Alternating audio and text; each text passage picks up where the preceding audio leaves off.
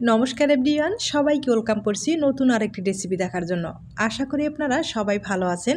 আজকে শুধুমাত্র আটা দিয়ে একটা পিঠা রেসিপি নিয়ে আসলাম। আটার এই পিঠাটা খেতে কিন্তু দুর্দান্ত টেস্টি। তাছাড়া এই পিঠাটা তৈরি করে আপনারা বছর জুড়ে সংরক্ষণ করেও খেতে পারবেন। পিঠাটা তৈরি করার জন্য এখানে 100 গ্রামের মতো আটা নিয়ে নিলাম। তবে আটার বদলে আপনারা ময়দাটাও ব্যবহার করতে পারবেন। স্বাদ অনুযায়ী একটু লবণ দিয়ে দিলাম। আর এখানে কিন্তু হালকা কুসুম গরম জল ব্যবহার করতে হবে। হালকা কুসুম গরম জল দিয়ে বেটারটা তৈরি করে নিতে হবে।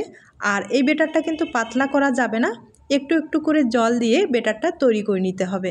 আমি এখানে ছোট চামচ দিয়ে 1 চামচের মতো চালের গুঁড়োটা ব্যবহার করলাম। আর একটু চালের গুঁড়ো ব্যবহার করলে পিঠাগুলো কিন্তু একবারে মুসমুসে হবে। তবে ঘরে যদি চালের গুঁড়োটা না থাকে সেক্ষেত্রে কোনো সমস্যা নেই, শুধু আটা অথবা ময়দা হলেও চলবে। এই আটার ব্যাটারটা একটু সময় নিয়ে খুব ভালোভাবে মিশিয়ে নিতে হবে।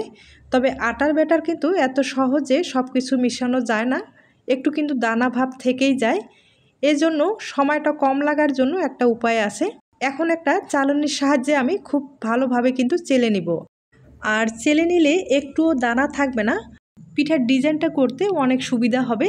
তাছাড়া আপনারা যে কোনো ডিজাইন তৈরি করে কিন্তু পিঠাগুলো বানিয়ে নিতে পারেন।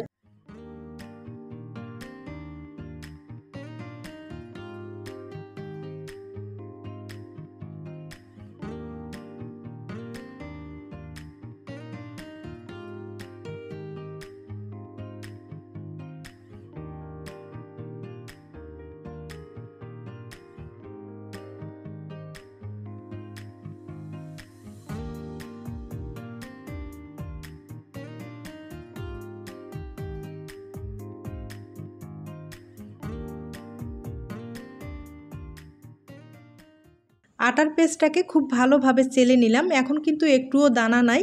আর আপনারা কিন্তু এখন যে কোনো ডিজাইন তৈরি করে পিঠা বানিয়ে নিতে পারবেন। আর ঘনত্বটা হয়তোবা দেখে বুঝতে পেরেছেন, আমি কিন্তু পাতলা করিনি বা ঘনও করিনি, সেভাবে তৈরি করে নিলাম। আর কিছুটা বেটারে আমি একটু ফুড কালার দিয়ে দিব।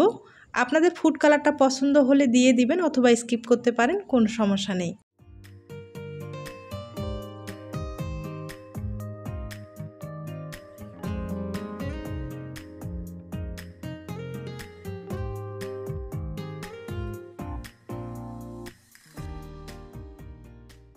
এবার আমি ডিজাইনটা তৈরি করে দেখিয়ে দিচ্ছি। তার জন্য প্লাস্টিক লাগবে, প্লাস্টিকে হালকা করে একটু তেল লাগিয়ে নিলাম।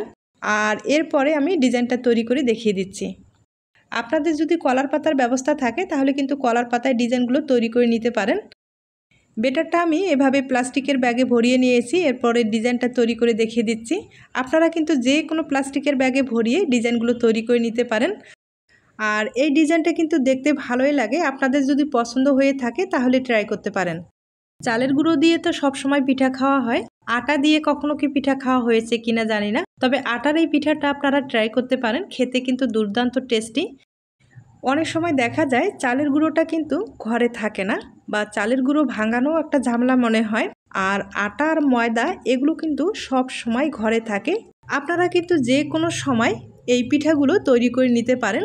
আর এই পিঠাগুলো যে রোদ্রে শুকারও একটা ঝামেলা আছে, সেটাও কিন্তু করতে হবে না। হালকা আলো বাতাসের মধ্যে রাখলেও কিন্তু এই পিঠাগুলো শুকিয়ে যাবে, অথবা ফ্যানের নিচে রেখেও কিন্তু খুব সহজেই এই পিঠাগুলো শুকিয়ে নিতে পারেন।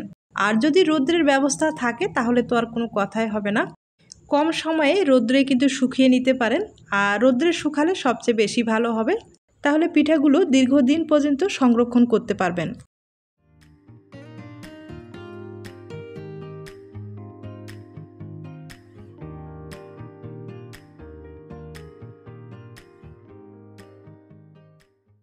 আমি একটা পিঠা তৈরি করে নিলাম। আর পিঠাটা দেখতে কিন্তু ভীষণ সুন্দর হয়েছে। একইভাবে যে ফুড কালার দিয়েছি সেগুলো কিন্তু একটু দেখিয়ে দিচ্ছি।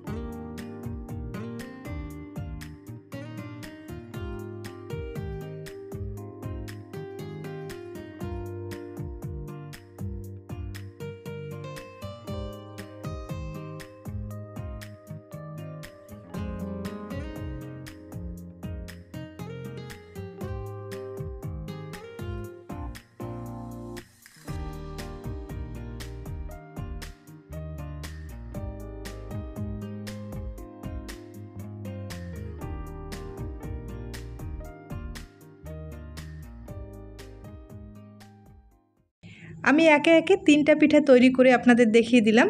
এবার পিঠাগুলোকে ভাপ দিয়ে দিতে হবে। ভাপ দিতে কিন্তু বেশি সময় লাগবে না, 30 সেকেন্ড ভাপ দিলেই হয়ে যাবে।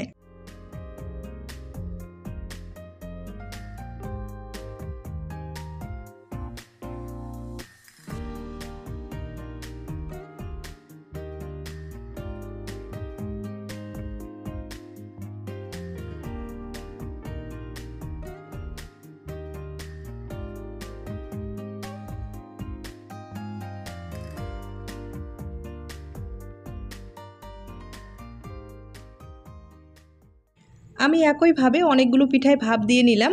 এবার প্লাস্টিক থেকে পিঠাগুলোকে আলাদা করে দেখিয়ে দিচ্ছি। আর পিঠাগুলো ভাপ দেওয়ার পরে দেখতেই পারছেন কত সুন্দর হয়েছে।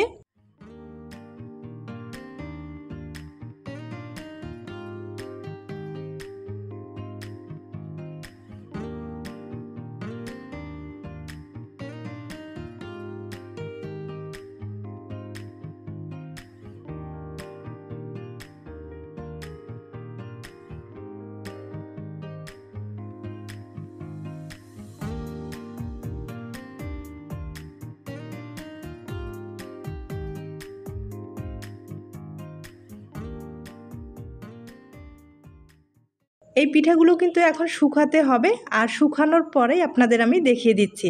আর শুকিয়েও নিয়েছি, আমি কিন্তু রোদ্রে শুকিয়ে নিয়েছি। রোদ্রে শুকালে কিন্তু বেশি সময় লাগবে না, 2 হতে 3 ঘন্টার মধ্যে শুকিয়ে যাবে। আর দেখতেই পাচ্ছেন শুকানোর পরে পিঠাগুলো কত সুন্দর হয়েছে। এভাবে আপনারা দীর্ঘদিন পর্যন্ত সংরক্ষণ করে খেতে পারবেন।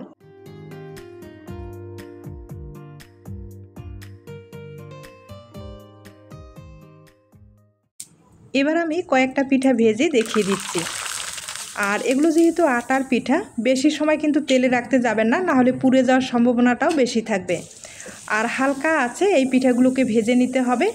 আর আটার পিঠাগুলো কিন্তু তেলে দেওয়ার সাথেই একবারে ফুলে ডবল হয়ে যায়। আমি আবারও বলছি, এই পিঠাগুলো খেতে কিন্তু দুর্দান্ত টেস্টি। আপনারা একবার হলেও ট্রাই করতে পারেন। আমি কয়েকটা পিঠা ভেজে দেখিয়ে দিলাম, এবার কিন্তু ভেঙেও দেখিয়ে দেব। আর দেখতে পাচ্ছেন ভাজানোর পরে পিঠাগুলো কত সুন্দর হয়েছে। তাহলে আজ এ পর্যন্ত, নতুন রেসিপির সাথে আবার দেখা হবে। সবাই ভালো থাকবেন, সুস্থ থাকবেন এবং নিরাপদে থাকবেন। নমস্কার।